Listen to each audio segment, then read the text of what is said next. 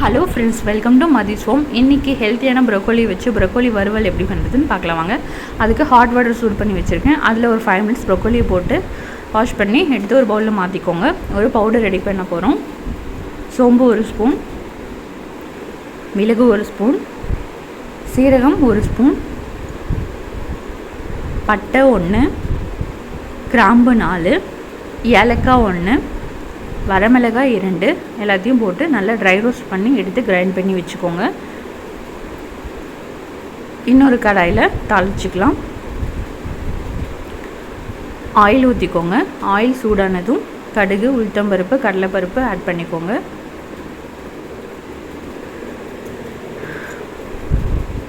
எல்லாம் நல்லா பொரிஞ்சதும் இந்த டைமில் பூண்டு பல் 4 கட் பண்ணி வச்சுருக்கேன் பீஸ் பீஸாக, அதையும் ஆட் பண்ணிக்கலாம். கருவேப்பிலை கொஞ்சம் ஆட் பண்ணிக்கோங்க. பெரிய வெங்காயம் 1 பொடி பொடியாக கட் பண்ணி வச்சுருக்கேன், அதையும் ஆட் பண்ணி நல்லா வதக்கி விடுங்க.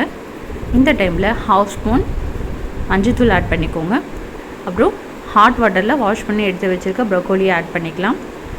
ஆட் பண்ணிவிட்டு சால்ட் 1/2 ஸ்பூன் ஆட் பண்ணிக்கோங்க. ப்ரொக்கோலி வேகிறதுக்கு ப்ரொக்கோலி உப்பு குடிக்கும்னு சொல்லுவாங்க, ஸோ நம்ம சால்ட் கம்மியாகவே ஆட் பண்ணிக்கோங்க. சில்லி பவுடர் ஒரு 1/2 ஸ்பூன் ஆட் பண்ணிக்கோங்க. ஏன்னா நம்ம ட்ரை சில்லியும் போட்டிருக்கோம், மிளகும் போட்டிருக்கோம், அதோட காரமே இருக்கும். தேவையான அளவு தண்ணி ஊற்றி வேக விடுங்க.